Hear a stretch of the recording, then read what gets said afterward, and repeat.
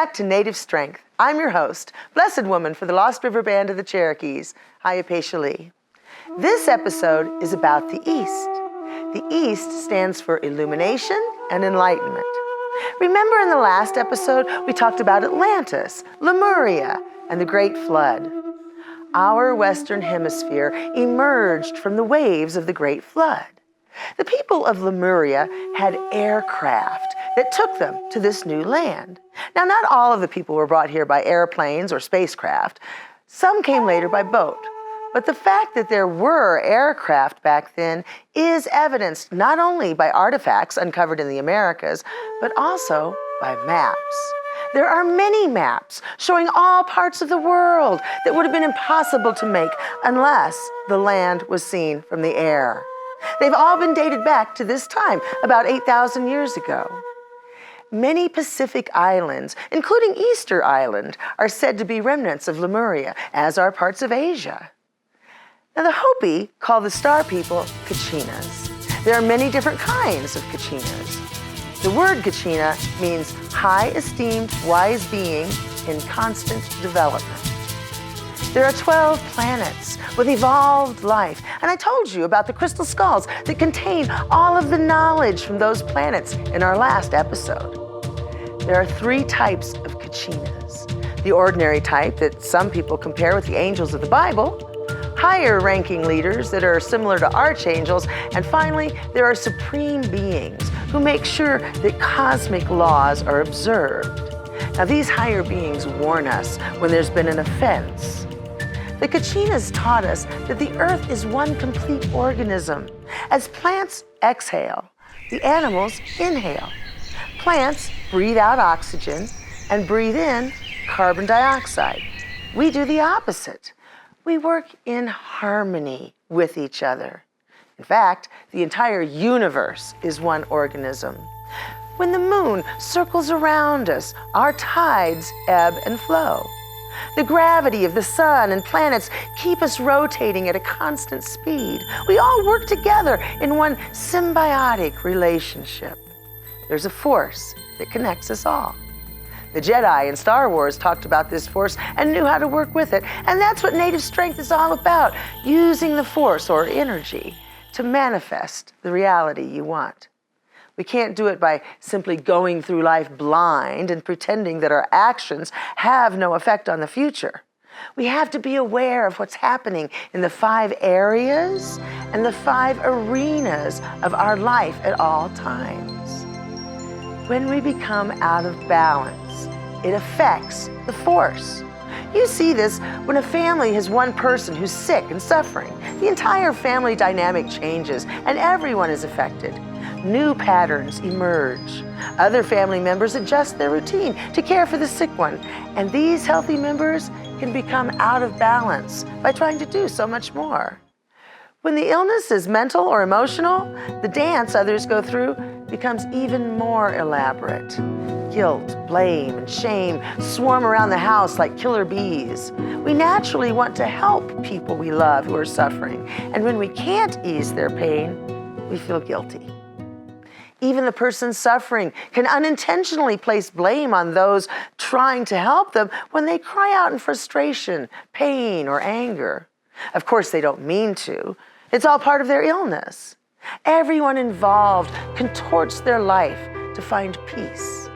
When a community is out of balance, they go through similar contortions.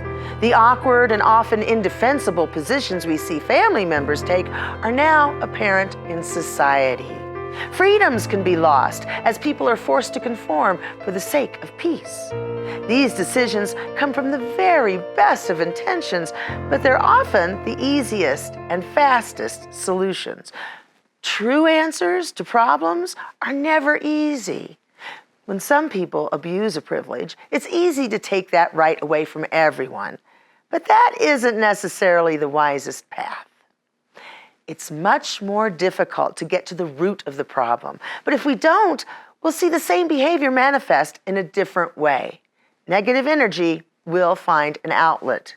The only way to stop it is by turning it to positive energy. We can't legislate it away. We have to use reason and love to turn negativity around. It can't be forced. It has to be desired. Negativity brings more negativity. If enough people use negative energy, our society becomes filled with corruption, immorality, and wars. Because the earth is one big organism, this will produce more natural disasters. It will reach a tipping point. Humanity and nature have always reached this critical point simultaneously. That's why the previous worlds ended the way they did. That's why the Bible talks about how corrupt man was before the flood. That's why the star people have such an interest in us and our activities here on Earth, and why we have such an increase in UFO sightings today. If we reach this point, the repercussions won't stop with our Earth. They'll reverberate through space and time and affect other worlds beyond our comprehension. As Chief Seattle said, humankind has not woven the web of life. We are but one thread within it. Whatever we do to the web, we do to ourselves. All things are bound together. All things are connected. We are fast approaching the point of no return. The human species must make a choice, but the key is that it starts with the individual. Just as infection is healed one cell at a time, we each have to decide if we're going to use our energy in a positive or a negative way. To go through life without focus is to choose negativity. Just like some people walk out into the middle of the street with their eyes glued to their cell phones. When we start to become aware, we begin our dance on the wheel of life. Once we get to the 11th step, we have reached the East. The East is the direction of illumination and enlightenment. It's the direction of fire and our sacred dream or vision. This is the direction of recognizing our true self. It's where we see the light. When we become our true self, we get an energy boost. Our inner light shines and we become indomitable. Nothing can take away our happiness because it isn't dependent on anything or anyone outside of ourselves. The world can come crashing down around us and it doesn't matter because that's not where our strength and love come from. As long as we are alive, we know we are worthy of love. We are good. We are doing our best. And that truly is all that matters. The negative uses of both male and female energy are a result of living our lives for other people. It happens when our self-esteem is dependent on their acceptance and approval. People who use negative energy in the East see only a glimpse of life, a distorted view of themselves and the world. It's as if they're looking at life through a carnival mirror that makes things look short and fat or tall and skinny rather than their true shape. They get a very limited, distorted understanding. When someone's view of reality is distorted like this, it's almost impossible to act in a way that makes sense in the real world. These people seem irrational and out of control. They appear to be going off in all directions and acting illogically. Their distorted view of reality has led them to follow a path that they may regret if they're ever able to get an accurate perspective. It's only when we're not afraid to see the world as it truly is, rather than what we've been led to believe, that we can grow. It's essential that we leave behind our original limited view. Now, there's no fear or shame in admitting our prior ignorance. There is power in having a thirst for knowledge. People who have fixed ideas about the world run the risk of having them shattered by facts, which can leave them feeling adrift at sea until they find some new system to cling to. They break the cycle when they get rid of the need to have all the answers. It's when we're not afraid to learn and seek new experiences that we can begin to see our own potential. That's when we start to actualize our dream and step into the East on the wheel of life. In life, we are often taught as children the proper way to behave. Certain behaviors are deemed unacceptable, yet when we reach adulthood, these very behaviors may be just what we needed to manifest our sacred dream. We examine the way our life has affected us, to take back the parts of ourselves that have been sculpted away to make us into acceptable individuals. We go around the wheel of life, examining our perspective and how we interpreted what happened to us, remembering the thought processes that drove us to make the plans we did for our life. We decide if what we thought was wise and true really did hold water. Humans have many gifts, but our greatest power is our ability to adapt. If there's a problem, we find a way to solve it. If we don't know how to do something, we experiment until we find a way. We work within the laws of physics to find easier and healthier ways of surviving. If human curiosity and ingenuity had not driven our passions, we would still be living in caves. It's this quality that we should embrace in our everyday life. We can't change nature or physics, so we learn to work with these laws. And this includes time. It's impossible to go back and undo a mistake, just like it's a fantasy to think that what once worked for us will always bring success. We have to adapt because the only constant thing in the universe is change. This adaptation has to be done with a purpose, though. We must never lose sight of our core personality and the sacred dream that we're here to pursue. Our adapting is a tool that we use to follow this dream and advance our body, mind, and spirit down our path. It's not a way of fitting in with the rest of the world to appease others. We can't allow ourselves to adapt to the point that we have abandoned our original purpose. If we do, it ceases to become adaptation and turns into an abandonment of our true self. Let's begin by looking at an example of what negative female energy looks like when it's used in this direction. Nina liked to see her parents happy. She picked up on their cues and did everything possible to please them. The other children liked her because she was willing to play along with whatever they wanted. It was important to Nina that people liked her, so getting her way was more about having her friends' approval than being able to choose the program they watched on TV or the game they played. When she grew up, she wanted a big family, so she and her husband had 4 kids. She devoted her life to them. She took great pride in caring for her family and making sure that they had the best. She pampered them with healthy meals and elaborate gifts on holidays and birthdays. Clothes were ironed and the house was spotless. Nina lived for her family. Taking care of them was how she got her sense of self-worth. When the children grew up and left for college, Nina felt abandoned. She was no longer needed. She didn't know what to do with her time. She began to explore the outside world. She read a few books, watched television, and discovered politics. Now, this last subject really piqued her interest. She was fascinated by the political process, and she decided that she wanted to get involved. When she looked into it further, though, she felt like she really couldn't go very far because she had no real life experience. She'd spent her life raising children and hadn't worked since she'd gotten married. She felt ignorant and too impotent to pursue her dream. When her husband came home that night, she was in, well, a bit of a mood.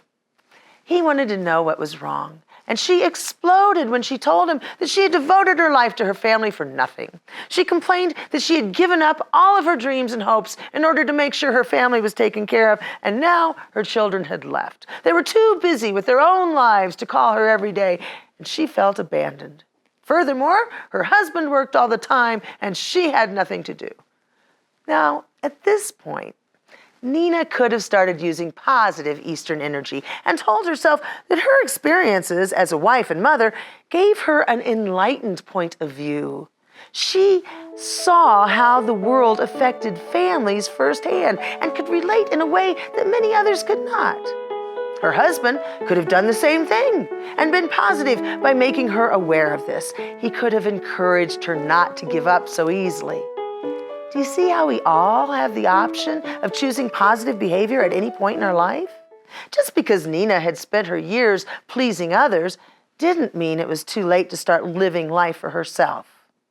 In fact, many women find that once their children have left home, they finally have the time to do all of the things that they had been putting off.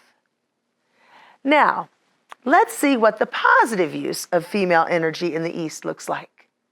Peggy was raised in somewhat of a cult. Her parents lived in a communal environment along with several dozen other families. All in all, it was a good life, although it was rather cut off from the rest of the world. As Peggy grew, she became more and more curious about mainstream society. There were no televisions, no newspapers, and only a handful of magazines, but there was a vast library, so she began to read. While the books were largely devoted to spiritual matters, living in harmony with the earth, and peaceful societies, she did find some very useful information on other subjects. One day, Peggy told her parents she wanted to leave the community and go find a job in the nearby city. After much discussion, it was decided that this would be good for her. The drive back and forth was far, so she began to look for a place to live in the city. After a few weeks, Peggy had 3 roommates and a new job. The change from living in the country to city life was phenomenal. For one thing, it was very loud, and it was difficult for her to sleep at night. Her roommates had the television on all the time, and it was distracting. The people at work talked about things she didn't understand, references to TV shows and movies that made her feel like she was from another planet. She didn't like feeling like an outcast, so she started to watch TV with her roommates. Before long, she was starting to catch up on all the movies her friends kept talking about, and she began to feel like she was fitting in. There were still many things she didn't like about the city. The news on TV was filled with violence.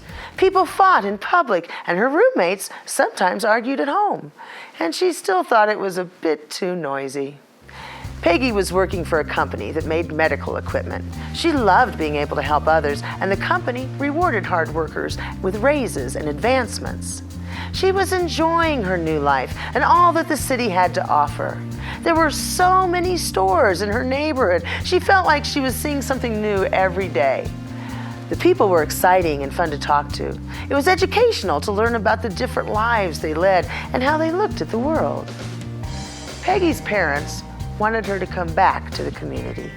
They had many talks with her about it. Peggy missed them, and she visited them frequently, but she had no desire to move back there. It had been almost a year now, and she was getting used to the noise of the city.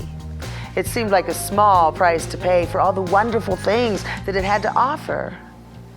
Peggy stayed with her job and moved up in the company. She eventually made enough money to be able to afford a quieter place on her own. She realized she was more of a city person, even though her values had not changed. She was not afraid to be herself. Peggy adapted to her new lifestyle. She let her core personality lead her life. Now, many people who are raised in such circumstances find it difficult to stand up for themselves and to go against the status quo. Not only was Peggy true to herself, but she wasn't afraid to adapt to her new surroundings. She didn't let either of these two worlds change who she really was inside. She appreciated and drew strength from both of them. Now let's take a look at how negative male energy manifests in the East. Nelson loved the Boy Scouts. He enjoyed camping and being in the woods, but most of all, he liked earning merit badges. He had quite a collection. Getting a badge was a reward. It was something to show off, so everyone could see how special and successful he was. When he grew older, he became an Eagle Scout. Now, Nelson had been caught cheating during tests twice in his senior year in high school, but his parents didn't believe the teacher. After all, their Eagle Scout would never cheat. When he graduated from high school, it was with honors, and his parents were very proud. At college, there was a minor disturbance about an expensive gold and diamond ring that came up missing from the fraternity house, but no one suspected Nelson. His character was above reproach. When he wore the ring over Christmas vacation, his parents asked about it. They didn't know about the missing one from school. Nelson lied and said his girlfriend had gotten it for him. But his parents were never able to meet this generous girlfriend. They broke up right after New Year's. His parents didn't understand why he let such a nice girl like that go. Nelson took the ring to a pawn shop and used the money to throw himself a party. When it was time for Nelson to get a job, his good grades had earned him a nice position at a prestigious company. His boss was glad to have him on board. As time went by, his boss noticed Nelson was sometimes missing from his desk or had his head down for a nap. He had to keep watching Nelson to make sure he got his work done. One night, there was a big charity event hosted by the company. Rich entrepreneurs and well-known professionals were in attendance. There was a large empty container at the end of the room where donations were being collected for the charity. All through the night, donors dropped in large checks. One music industry CEO made a big show of approaching the pot with a bevy of sexy beauties covered in $100 bills. One by one, he took the bills and deposited the cash in the pot. Pretty and pink, so pretty and pink. It's such a relief not to have to pay. Pretty and pink, so pretty and pink. They say it's such a pity, but don't you feel pretty? So pretty and pink. It made quite an impression, and many more donations were collected as a result. At the end of the evening, Nelson and his buddy, Bill, were told to watch the pot while the rest of the employees escorted the revelers from the building. When the hall was almost empty and before the cleaning began, Bill went to the restroom. Nelson assured him he would watch things in his absence, not a problem. Everyone was very happy at how much they had raised for charity. The company sent out receipts to the donors for their taxes. When the gentleman who had given the cash got his receipt a week or so later, there was a little snag. It seems almost $1,000 had gone missing. Nelson had been caught.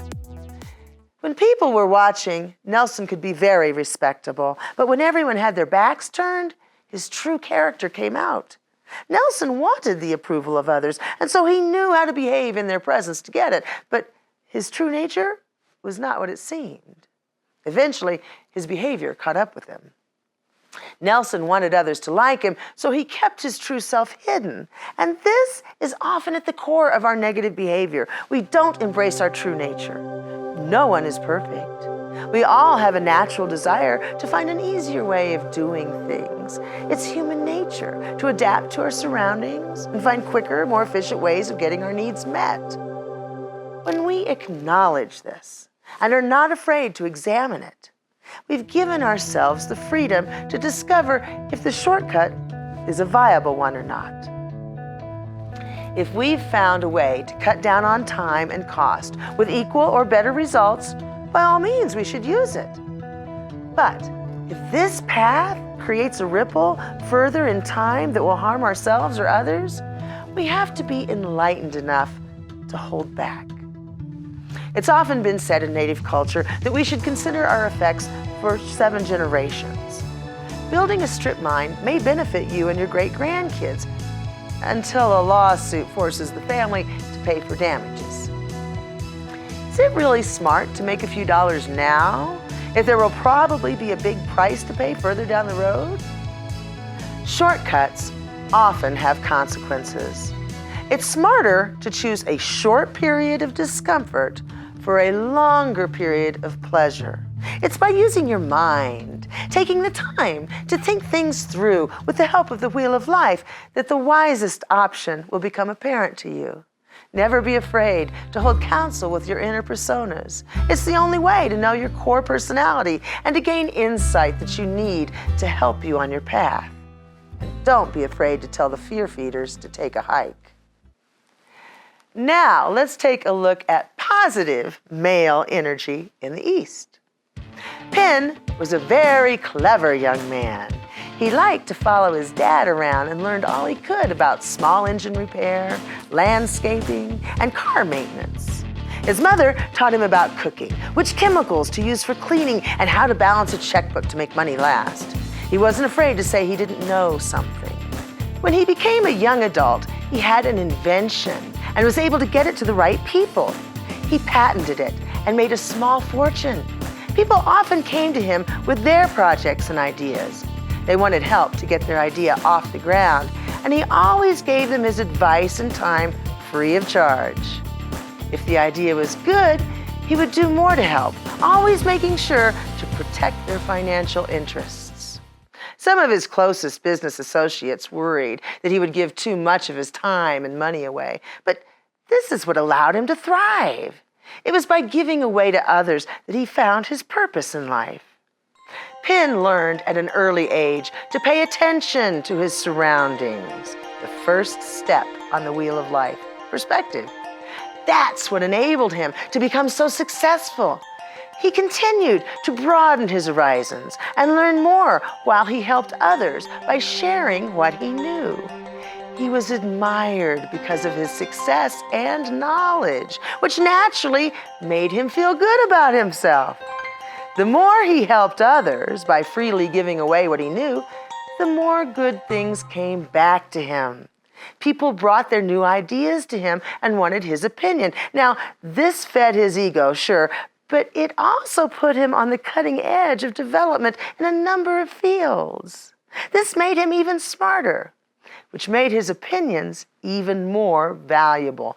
Do you see how this all cycles around and feeds into itself? Just as negative energy will come back and bite you in the ass, positive energy comes back around too. When we pay attention to what's going on around us in life, we have better odds of success. Just letting life happen to us makes us feel out of control and at the mercy of others. We feel bullied because we're not in charge.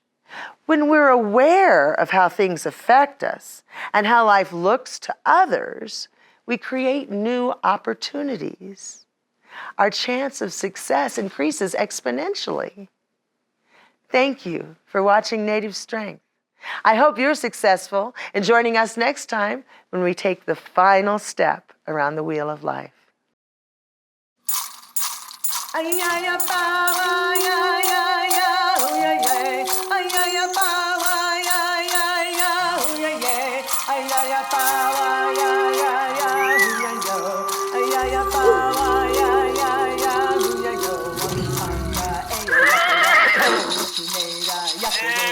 Oh,